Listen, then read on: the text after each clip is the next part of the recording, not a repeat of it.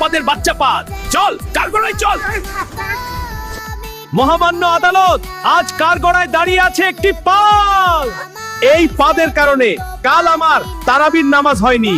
তবে সমস্যা তা না, মহামান্য আদালত।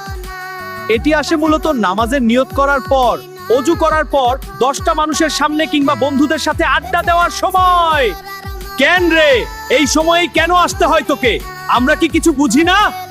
সালা তোর ক্যারেক্টারটাই এমন। সুখের সময় একজন শত্রু হিসেবে দাঁড়িয়ে থাকবি আর মানসম্মানের 12টা বাজিয়ে দিবি। জর্জ সাহেব, এই পাদের বাচ্চা পাদকে নগদে শাস্তি দেওয়া হোক। একটু চুপ থাকো উকিল সাহেব, চলো আমরা তার মুখে শুনি।